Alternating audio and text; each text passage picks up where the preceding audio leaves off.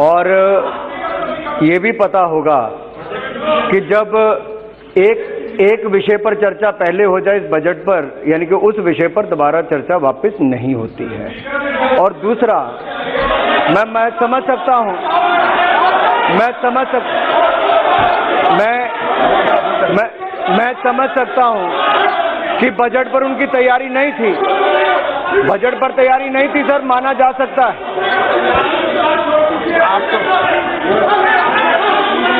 लेकिन ना वो बजट के समय पूरे समय उपस्थित थे, आप बजट पर चर्चा करें, ना बाकी सदन में रहने की आदत है सर।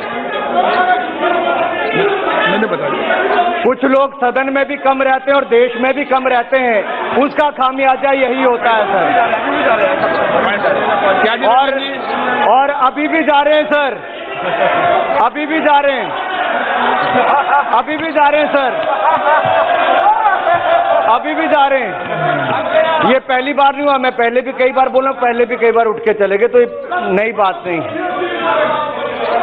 ये आपके कुछ पॉइंट ऑफ ऑर्डर बता रहे हैं। इनके लिए तो सर मैं इतना ही कहूंगा कि इतना सच बोलो कि होठों का तबस्सुम ना बुझे, और झूठ उतना बोलो देश में थोड़ी इज्जत तो बचे। Point of order 207 sir. वो सब इस बजट में निर्णय लिए गए, वो प्रावधान किए गए कि देश को आगे बढ़ाने के लिए कदम उठाए जा सकें। कुछ ताकतें देश के अंदर रहकर भी विरोध करेंगी, अच्छी बातों का भी, हर का अपना अपना नजरिया है। किसी को चांद चमकता नजर आता है, किसी को चांद में दाग नजर आता है। लेकिन मैं इतना जरूर कहूंगा सर, कुछ लोग वर्षों तक गरीबी मिटाओ का नारा लगाते रहे, 5 पीढ़ियों ने राज किया, गरीब मिट गए लेकिन गरीबी नहीं हटी।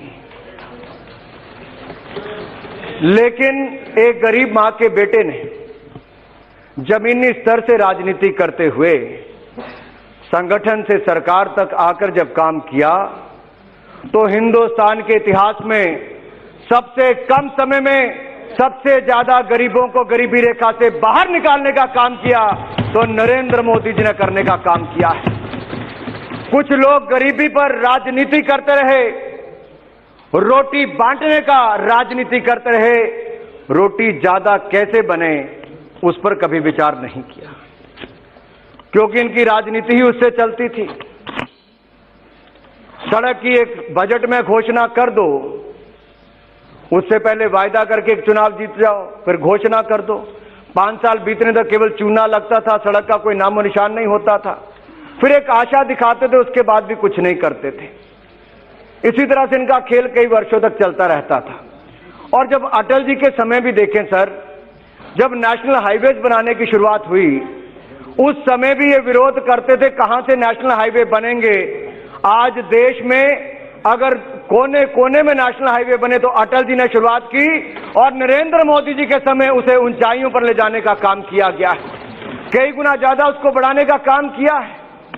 यही नहीं सर, ये जो लोग कहते थे गरीबी का नारा, आज तो इनके मुंह से एक शब्द नहीं निकला। मैं तो इतना कहना चाहता हूं सर, गरीबों को शौचालय भी बना कर दिया तो मोदी जी ने, पक्का मकान हर गरीब को बना कर दे रहे तो नरेंद्र मोदी जी, हर गांव तक बिजली पहुंचाई तो नरेंद्र मोदी जी की सरकार ने, हर घर को बिजली का कनेक्शन दिया तो मोदी सरकार ने, एलईडी के बल्ब दिए तो मोदी जी की सरकार ने, अब हर घर को नल और नल से स्वच्छ जल देगी तो नरेंद्र मोदी जी की सरकार देगी। हर परिवार को, हर व्यक्ति को बैंक खाता दिया, 45 करोड़ से ज्यादा जनधन खाते खुलवाए तो नरेंद्र मोदी की सरकार ने, गरीब को रुपए डेबिट कार्ड दिए तो नरेंद्र मोदी जी की सरकार ने। जहां दुनिया पेपर करेंसी से प्लास्टिक करेंसी की ओर जाती थी अध्यक्ष जी, मोदी जी के नेतृत्व में हमने पेपर करेंसी से डिजिटल करेंसी की ओर एक नई छलांग लगाई। ये असली चेहरा है कांग्रेस का। और यही नहीं, इंटेंट की आप बात करते थे, इंटेंट भी आपकी नजर आती है, और इंटेंशन तो आपकी सदा देश के सामने थी ही। लेकिन हमारी सरकार ने किसानों के हित में क्या किया, इस पर सर मैं कुछ प्रकाश जरूर डालना चाहूंगा। और इसलिए भी कहना चाहूंगा क्योंकि देश के सामने जितना झूठ बोलने का काम एक राजनीतिक दल के लोग कर रहे हैं, मुझे लगता था उनके एक सांसद ही करते हैं, लेकिन उनके नेता भी अगर यही करते हैं तो इससे पता चलता है ना वो पढ़ते लिखते हैं और केवल समाज को बांटकर राजनीति करने का काम करते हैं, किसानों को गुमराह करके उनके कंधों पर बंदूक चलाकर अपनी राजनीतिक रोटियां सेकने का काम करते हैं। लेकिन इससे उनका कभी भला नहीं होगा, क्योंकि नरेंद्र मोदी जी ने पिछले कल भी स्पष्ट किया है, ये कानून हमने बनाया किसानों की आय को दुगना करने के लिए। और मंडियां, जो राहुल गांधी जी ने कहा, मैं सर माननीय सभापति जी, मैं सदन के सारे 543 से ज्यादा सांसदों के सामने कहना चाहता हूं, कोई एक सांसद खड़ा होकर यह बता दे कि किस क्लॉज के अंतर्गत मंडी बंद हो सकती है। कोई एक सांसद बताए।